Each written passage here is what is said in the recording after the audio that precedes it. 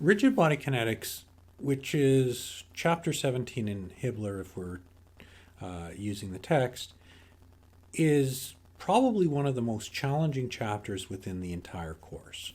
And the reason is that there's a lot of new material that's introduced here, and in particular, a lot of you combine a lot of analysis. And so when you look at these particular problems, what I want to do is really just sort of emphasize this new idea of the mass moment of inertia of a body and the equations of motion. Now, the equations of motion are straightforward. They're the same ones as you had before in chapter when you talked about particle kinematics or kinetics, excuse me. However, you also have to do everything that you did in the previous chapter, which is rigid body kinetics, all of the geometry, all of the motion, and then apply that to the idea of force balances.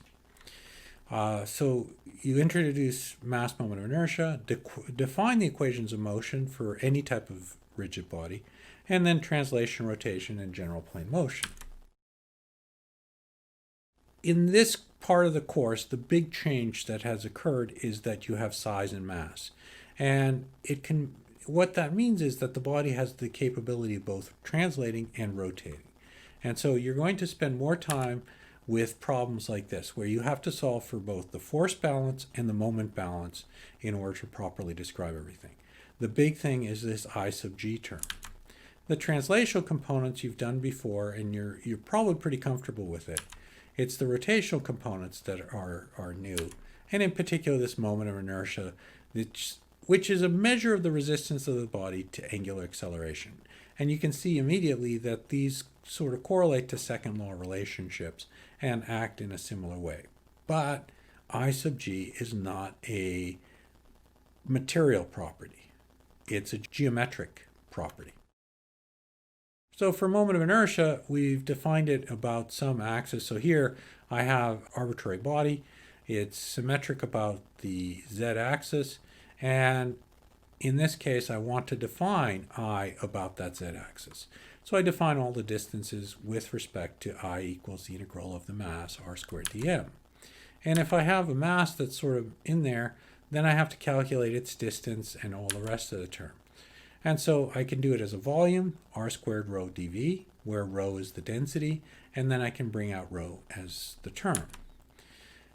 Most times in this course, I can't think of any in a number of years that we've really done very much in terms of density, where the density is constant.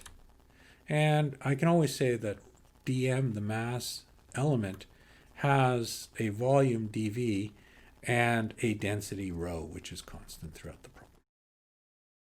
You should be familiar with a few of these. And in particular, you're going to have to know long slender rod, which is just 1/12 mr squared.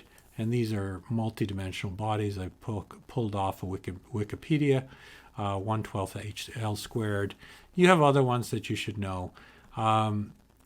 Memorizing these is not the purpose of the course, but you really have to be familiar with this. So this one, for example, 1/2 mr squared, where r1 is equal to 0. However, the most important thing you really got to know about moment of inertia are two relationships, the parallel axis theorem, where say you have a body that you've defined with respect to some axial point. The origin is at A, and dm is a distance defined by that red arrow. Y and z are two axes that cross over at that origin. X is moving through the origin at A and through what's eventually going to be the center of mass. So the distance to that body is given by d plus x prime, and in the I direction, and y or y prime, because they're both the same, in the j direction.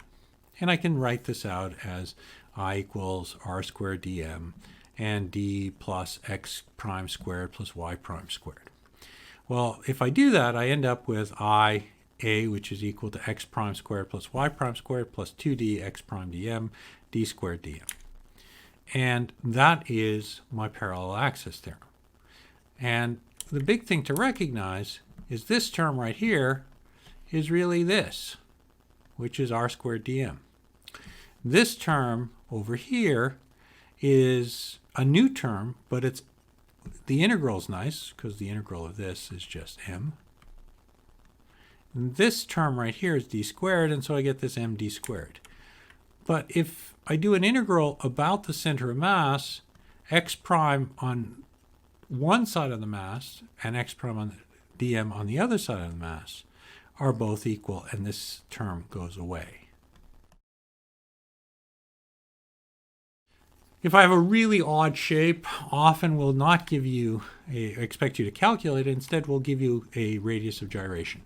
K has the units of meters, and it is the equivalent hoop of mass m that will describe the moment of inertia. And if you have a chance, you can look up the Short Brother landing gear catalog, and they'll give you moments of inertias or radius of gyrations for a number of different landing gears so that you don't have to do all of the calculations. K is equal to square root of Ig over m, and it has units of length, usually meters.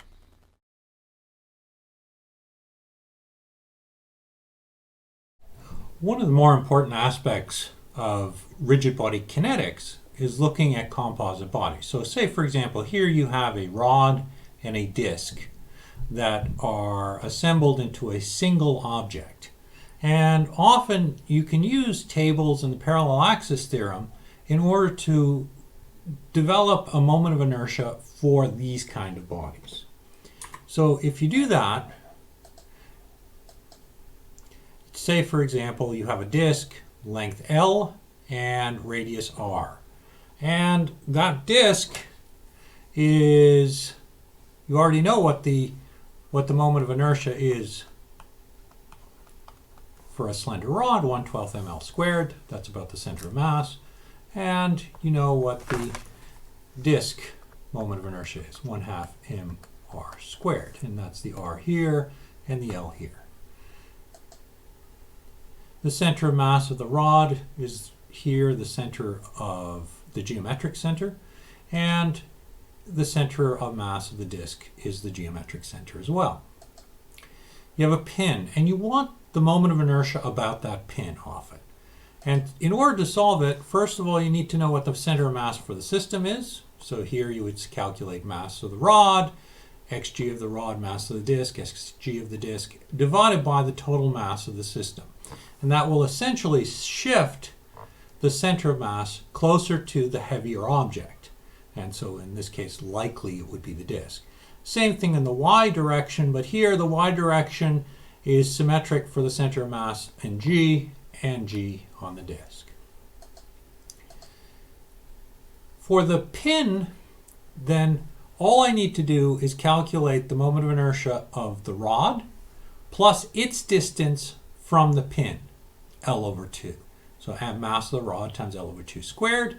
And then over here I have mass of the disc times r squared, 1/2, which is the moment of inertia for the disc, plus its distance, which is now r plus L.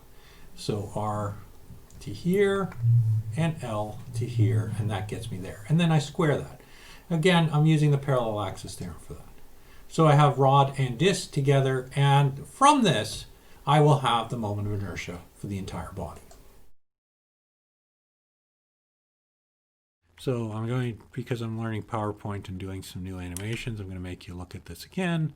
So the two translational motions.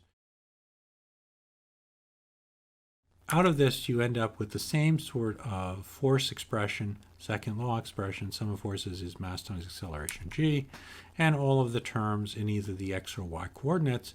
Sum of forces x, sum of forces y, sum of forces normal, sum of forces tangential is mass times acceleration of the center of mass, wherever that is, in the respective direction x, y, and t. But there's no moment because there's no angular velocity or acceleration. For rotation about a fixed point, say O, you have forces acting on the body. You have forces acting on the body, and you might have rotation and you have a weight. And so all of these things come together, and you end up with normal and tangential accelerations with respect to some distance from the point of rotation, alpha and omega. So now you have forces normal, forces tangential, and moments about g. And often you don't care about moments about g, you want moments about the pin of rotational pin, I naught alpha. And that is going to be described here by the parallel axis theorem, which you'll notice here is ATRG, or r squared alpha, which is really just going to be a T RG there, because AT, you know, is R alpha. For general plane motion, it's not possible to make any type of simplification, and you end up with the standard expressions force x, force y, and moments about g. The thing to notice is that in the previous example, you had rotational velocities and accelerations in there. You did everything in nt. In terms of conclusions, moments of inertia, radius of gyration, parallel axis theorem, those are the most important things. Newton's second law for rigid bodies, three motions, translation, rotation, general plane motion. Again, I can't emphasize this enough. This is one of the more challenging chapters in the book, and certainly I do recommend that you spend the time to do homework and examples so that you're comfortable with the material. Once you do it a few times, you'll find you're really comfortable and understand what's happening. Thank you very much, and we'll talk again.